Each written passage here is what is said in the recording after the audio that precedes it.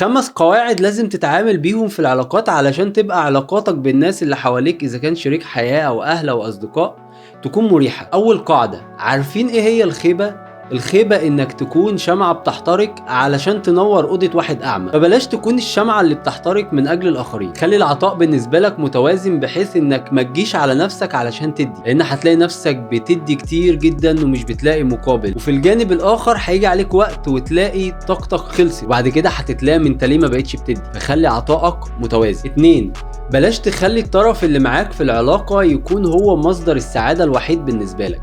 خلي في حياتك حاجات كتير جدا تحسسك بالسعادة. خليك انت مصدر السعادة لنفسك، مش الناس اللي حواليك هم مصدر السعادة ليك، لان ده بيفرق كتير جدا في تعلقك بالشخص ده. مع الوقت هتلاقي نفسك بتنعزل من العالم اللي حواليك وبقيت ليه هو وبس. ساعتها الشخص ده لو سابك ومشي انت هتتعب جدا. خلي انت مصدر السعادة لنفسك، مش حد تاني هو مصدر السعادة الوحيد بالنسبة لك. 3، دايما بقولها لأي حد بيجيلي، انت اولى بنفسك بالحب اللي انت بتديه للناس. لو معرفتش تحب نفسك عمرك ما هتعرف تحب غيرك.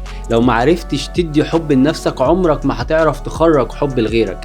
فلازم تحب نفسك كويس قوي وتعرف قيمتها كويس وتقدرها كويس علشان غيرك يقدرك ويعرف قيمتك ويعرف يحبك زي ما انت بتحبه.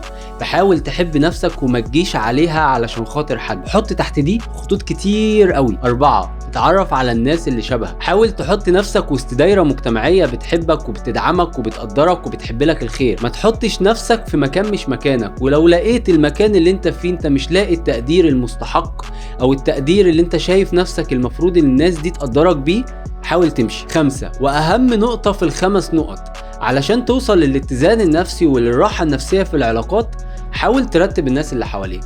تعرف مين صاحبك ومين صديقك ومين زميلك وتحط كل واحد في الدايرة اللي يستحقها، علشان الاكسبكتيشنز او التوقعات بتاعتك في العلاقة دي ما تعلاش من حد هو اصلا ما يقدرش يديك المردود اللي انت متوقعه منه. حاول بقدر الامكان تحط كل واحد في دايرته علشان تعرف تتوقع ايه من مين. فدي اهم قاعدة في ال5 قواعد دول، ودول كانوا 5 قواعد مهمين جدا علشان تعرف تدخل علاقات مريحة وتريحك نفسيا. فما تنساش لو عجبك الفيديو تعمل فولو لايك وتقول لي هل في قواعد تانية بتتعامل بيها تريحك في العلاقات ونفيد بعض ولا لا. سلام.